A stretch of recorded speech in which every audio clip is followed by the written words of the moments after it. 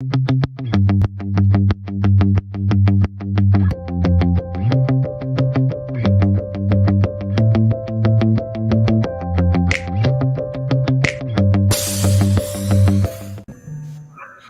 everyone. Welcome back to the In Learning Partnership Coaching into the Future live stream event. I'm Lena Darnay with Keep Indiana Learning, and I'm so excited to have Shannon Quigley joining us. Not only is she an amazing educator, but she's also one of our Keep Indiana Learning digital learning coaches, and she's going to share with us a little bit about what she's learned over the last couple of years that'll really inform our understanding of where coaching is going in the future. Shannon, thanks for being here. Thank you for having me. This is my first live session here, so I'm excited to be joining you and talking about coaching into the future. I'm a district technology coordinator for Fort Wayne Community Schools, and this is something that we've kind of been talking about in our group. And in my role as a technology coordinator, I'm not in the same building every single day. I actually have 12 different buildings that I support. So I just want to kind of frame this session for you today as I'm going to talk through my lens as that technology coordinator that works with a large group of teachers. But kind of while you're going through this today, be thinking about what this looks like maybe if you're at that kind of scale or if you're in a building. A lot of the things we're going to talk about today will be relevant for you as well. But the examples and things will come from that kind of lens. So the title, I'm going to go back for a second. It doesn't have to be what it's always been. It was kind of a driving force, and I can't take credit for that saying. We've kind of been saying it across our district because we've been going back to some things that we'd done previously, pre-pandemic time, pre-COVID was ever a thought in anyone's brain. But when you say things that are familiar to teachers and they remember it in this other time, a lot of things have changed. So we keep telling them, like, we want to use the same basis of the idea, but it doesn't have to look the way you're envisioning it. And so that's what I'm kind of thinking about coaching. When I'm thinking about coaching now, like, we want it to go back to really supporting teachers and helping them where they are, but it doesn't have to look like what maybe you think of coaching 5 years ago or think of coaching even a month ago or even yesterday. So start to be open to ideas of what coaching could look like. So I want to just stop and think about wherever you were 2 years ago, because we're almost at 2 years of going home for COVID. And that's kind of the apple on the left, like where we were in time, and then thinking where you are right now and how your life kind of, or your role or your position looks different. And then that green kind of thinking ahead of where we're going. That's kind of the goal of today, is to start thinking about how that can change. And the reason I kind of want to just call it out at the beginning of that apple is I go into a lot of classrooms and people are always like, oh, these are the students that went home, or we can't get back to the way things were.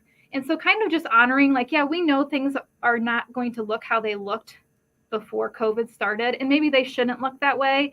So let's kind of push ourselves to that green apple of how we can get ahead of where we were. So kind of keeping that in your frame of mind today. I wanted to start, this is not necessarily an education only book, but if you haven't read Think Again by Adam Grant, I would encourage you to do that. I read it a couple of months ago, and it is a really powerful book about just evolving your thinking. And that's what, when we think about coaching into the future, we're asking teachers right now to change the way they're thinking.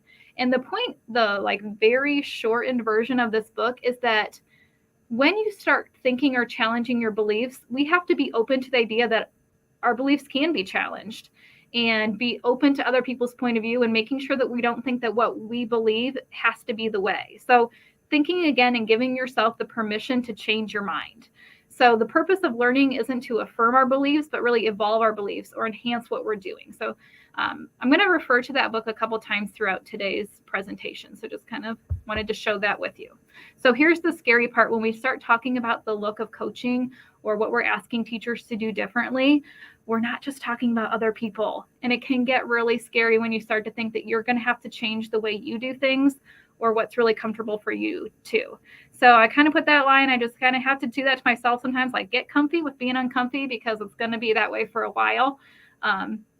But once you get into a new routine or you solidify what you want things to look like, you start to get more comfortable. But it's always scary to take the first leap. But we ask students to do that all the time, to take risks with their learning. And we really have to be able to do that as educators too, is get comfortable with that risk taking, with that being uncomfortable in our coaching as well. So today I wanted to kind of give us 4 shifts to look at when we think about coaching. And the first is going to be around mindset. And I'm not going to get too far into them right now because I'll talk a little bit more about them in a minute. The second one is mini moves. The third is, I kind of switch these up. We're going to go to make it personal, and then we're going to wrap up with how we get some of those things into habits. So let's start with the mindset. Going back to the book from Adam Grant, he talks about the mindset of people, and it's very hard to get people to shift their mindset on something. But we can use some different factors or strategies to get them to be willing to change their mindset by asking open-ended questions, by showing them things that work for you, by being aware of where they are and honoring that, and trying not to change their mind with what we say, but being persuasive with examples is going to help them kind of get open to the idea that their mind may be shifted. But we also have to keep in mind, like he said, it's very hard to just tell someone that they should do something and they want to do that. If you have any children, like I've got toddlers, and if I tell them to do something, that's not going to make them do it. So you have to kind of think of it as it's hard to move a toddler. It's hard to move anybody who's got something in their mind. But we also have to honor people where they are. Things are heavy right now, and it's hard to think about making a big shift when things are already feeling overwhelming. So the other side shows a feather, but that's not everyone. There are places right now that we can get in and to make the load lighter for people. But being aware that this is not a one-size-fit-all process of coaching. It really has to get personal, and you have to be aware and honor that with the people you're working with. We want to think about relationships, and we want to think about helping them and supporting them to move forward. That's our goal. Okay. So if you are a Ted Lasso fan, kind of keeping in mind, taking on a challenge is a lot like riding a horse. If you're comfortable while you're doing it, you're probably doing it wrong. So coaching right now can be a challenge because, back to that slide, things feel heavy right now. So when they see a coach, or they think of what they used to think of what coaching was, they think that you're trying to upset their apple cart, or maybe make them do something that they're not comfortable or in the mind frame to do right now. So the things that I'm going to share after this might give you a little hint of like, hey, keep these in mind while you're trying to get people to make some shifts in their practice. So the first one to kind of be aware of when you're going to a coaching situation is, and I've heard this term going around a lot lately, but just putting it out there, is that toxic positivity. And that is, we get excited about something so much when coaching that we want to see people do these things, and we want to get them moving in that direction. But going back to just saying like, it's going to work, we're going to do this, this is great. But that's, again, not where the mindset is with people. So really being, again, honoring where they are and giving them optimism. Hey, I can help you work through that. What's one thing you're struggling with that I can help you take off your plate? Or what would make this easier for you? And so being optimistic without being ignoring, again, the reality of where things are with the person that you're trying to coach with. Okay. So that first M was kind of the mindset, and the second one is mini moves. And the reason we call them mini moves right now is that we really want to keep these small. So the shifts in practice, or the shifts in things we're coaching right now, need to be small things. So what do all these things have in common? If you're live with us and you have an idea, go ahead and put it in the chat. If you can, we've got Video Killed the Radio Star, It's Raining Men. You might be singing these songs in your brain right now. But if you haven't guessed it by now, what do all these things have in common right now? They are one-hit wonders. Okay. And so that's really the purpose of the slide, is that we don't want to be one-hit wonders as coaches, is where we walk in and show them something really cool and walk out, because that's going to leave the person that we're trying to make a shift in practice not feel as supported as they could be. So consider your approach to coaching, rather than coming in and saying like, okay, here's the newest tool I have. Have you tried this? Show them and then leave. Really start with that cycle that you want to work with people on. So taking time to sit and get to know them, building that relationship. So it kind of broke it down here to consult, collaborate, and guide. So you're going to consult with them, kind of getting to know them. When we talked about mindset, figure out where they are and what you can do to help set a goal with them. And don't make it just about something that you already had preconceived in your brain. we want to help people, because the more we help people and they feel comfortable with us supporting them and helping them, you're going to get to that end goal that maybe you had when you started, but you have to use tiny mini moves to get there. So guiding people along that coaching continuum without going all the way around the circle at once. So this is a continuous circle with people that I work with all the time. I'm always talking with them, collaborating. Sometimes it's me just providing a resource for them and them trying it. And then sometimes that gets me to the point of being able to work with them together. And then finally, it's like, hey, now they're bringing me things that I could maybe share with other people, or showing me artifacts of their students' learning. So by using that cycle of breaking things down, consulting, collaborating, and guiding them through, you kind of get a better buy-in to things that you want them to eventually get to. And the other thing when coaching is we can get into a little bit of overthinking things. So that saying at the top, hold on, let me overthink this. We always joke that sometimes we get on our team, we get down a rabbit hole of things we want to try, when really I will have this elaborate PL planned on Google Sheets. And then at the end, people are like, did you just show me how to sort it from A to Z instead of Z to A? You're the most amazing person ever. And I'm like, oh my gosh, I could have led with that and walked out and they would have been happy. But I overthought like all of these cool things they could do with the tool that I wanted them to see, but they weren't ready for. So when you're planning what you're going to do with teachers, make sure that it's going back to that collaborate and goal, and making sure you know what they want or what they need or what they're even ready for. So keep it simple and keep it predictable. We have talked about, like, we want the same process or cycle for teachers when they're meeting for us to feel like, okay, I know when she comes exactly what's going to happen. When she comes to our building, this is the process that we're going to be working through. It doesn't have to feel like something scary or new. They know what to expect when a coach walks in. And then go slow to go fast. Again, that's one that we talk about all the time around in our district, is that we're not going to win by pushing through things fast. We really want people to get that expertise and ownership as well. So going slow to go fast and get an early win. You want them to feel successful. People that you're coaching with, students, you want them to feel like, hey, this is doable. I can do more. I want my next little tiny mini move to work on. Okay. I wanted to share with you a kind of a personal example that we use in our district. So I moved this Make It Personal next to show you that you really do, again, have to know your audience to make it relevant.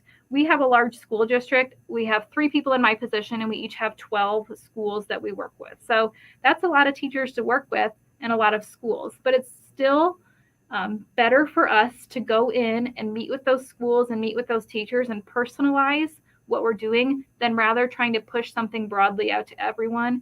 Because what happens then is that people recognize quickly that this is not made for them, and they will tune out or they will dismiss it. And then the next time you try to come back and do something, they know that you're there with a preconceived idea of what you want them to do.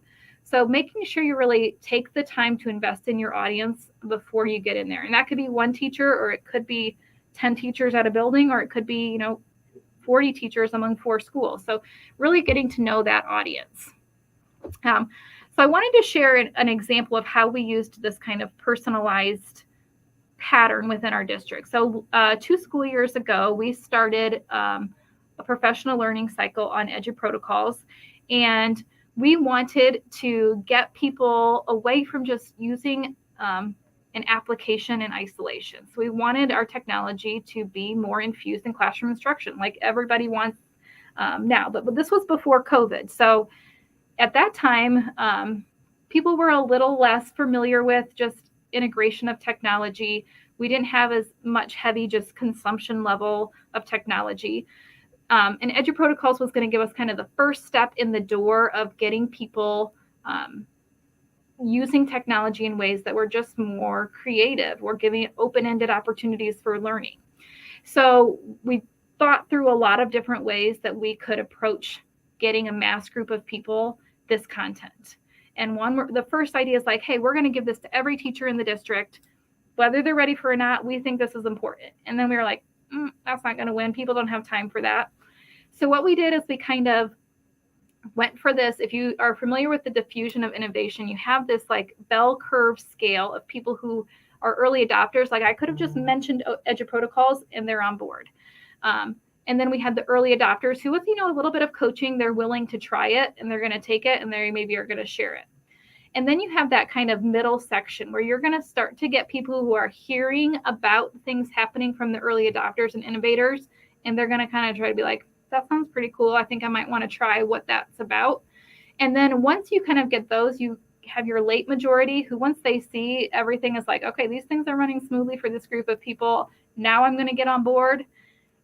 And then you have that chasm at the side that's like, it's going to be hard. You might have to get some more one-on-one coaching to get that last group of people in. So we looked at this model and we're like, we're just going to start by tackling the innovators, the early adopters, and maybe some early majority people who want to sign up along with us. So we sent it out to we sent it out to the whole district. We got about 250 people who agreed to do it. And this kind of launched our technology coaching cycle model that we've used since. So what we did, and I'm going to come back to that one in a minute, is we thought about this 6-week coaching cycle. And since it was so many people, it was hard to get, again, super personalized. But what we did is we divided it up. I did pre-K and kindergarten. Another technology person did 1 and 2, and another person did 3 and 4. Again, we broke down different segments of grades because, again, with any professional learning you're doing at any level, if people don't see the content as relevant to them and they want examples that they can use in their classroom, they're going to tune out. That goes back to that personalization piece, making sure that you're aware of your audience. So we presented this to those early adopters, to coaches and building techs and people that we had. And then we hosted this like PL district-wide over Zoom. So it created that equitable access for anyone who wanted to attend. And then the 3rd week, after they had seen it, kind of got excited about it, thought about it for a week, then we went out to building levels. And we kind of tweaked it for this one. I should have changed that. Instead of building levels, we had people meet in their cohort. So kindergarten first met with me, and we made building level plans. We looked at their units and their scope and sequences. And then I made the resources for them. Here's some things that you can just go ahead and take and use. We want you to try the practice rather than worry about building the content right now. Let me take that off your plate and you just try it with your students. They put that learning into practice. We kept collaborating as a team every week, giving feedback. And then by the end of it, they were bringing things to the group of like, hey, here's what I did because we were working on sight words last week. And then other people were like, hey, I can use that frayer in my class. And it just became this really natural cycle of planning. So when we come to we end that 6-week cycle, we can reevaluate where are our teachers at? Where's this group of people at? And we can rebuild that coaching cycle. The beauty of using a cycle like this is that it's repeatable. So everybody knew in week 1 of our next cycle, they were going to get that same content. They were going to get the PL at the admin level. Then they were going to get the district-wide. And it was really a repeatable cycle that's been pretty successful for us to continue. So whether you're at the district level or you're at a building level, you could change some of these words. Like week 1 could just be meeting with the teachers, meeting with a grade level team. You can customize that cycle. But when you put things into a system that's going to work, it works better for every person who's involved in that system. Okay. We've got a little bit of time yet, and I just want to wrap up with the idea that through mini moves, we want to get people comfortable with the habit of making changes to their practice. Things that they can tweak slightly that in the long term is going to get us the systematic result that we want. So when we talk about habits, there's some things that you want some pitfalls, things to avoid. One is if you don't control your environment. And what we mean by this image is that if you don't have a predictable plan of what that's going to look like, you might end up with chaos. Really think about the goal. Make it smaller than you think you probably need to. Don't try to change too much. Remember when we talked early about the early win? You want to make sure you get that early win. So don't try too much. Don't bite too much off at the beginning. And then if the teachers are not really committed to the change or you're not committed to supporting them through that change, that's not going to be a successful coaching cycle either. So really make sure you've got the time and the ability to support them through the type of change you're trying to make. And you're too focused on a big outcome. Again, go back to mini moves. We want small things that can be successful in short amounts of time. And then finally, you're going to assume that the small changes aren't making a big impact, but they are. Trust me, if you can make one small shift in a teacher's practice or in your practice, it's going to result in better overall systematic changes. So don't give up and keep going back to that cycle that you want to improve. Okay, so that was like a fast and furious 20 minutes, but I just want to go back to the beginning thought and just keep in mind, I know that we all wish we could go back in some ways to what life was like 2 years ago. But if we keep looking back there, this quote, you might trip over what's in front of you. So we have a lot of opportunity and a lot of room for growth right now with people in our buildings or people that we're working with. And let's try to embrace that and think of some ways that we can really reach out to them and make some good things happen for them in their classrooms. So thank you for joining me today. My contact information is on there. Feel free to reach out at any time. I'm happy to share any resources or things that we have with you, but hopefully you got some small piece of that you can take away and start thinking about. That was really wonderful, Shannon. I love the idea of the mini move. I think that's such a powerful idea. We call them baby steps or whatever those small incremental wins can be, that when we look back and we compare our own growth from the beginning to the end, we realize just how far we've come. Yep, totally agree. I think that's really the heart of what we do as coaches too, is just try to get people to see that there is space for positive change. And we got some comments in of people watching that the idea of that genuine optimism versus toxic positivity is what we always need to be working for. And that those small, easy wins are the way to build confidence and agency and really get people moving when we feel like we can do it. Yeah. All right. Thank you, Shannon, so much. Thanks, everyone, for being here with us. We have one more session in our Coaching into the Future in Learning Partnership event, and we will see you there soon. Thanks, Shannon.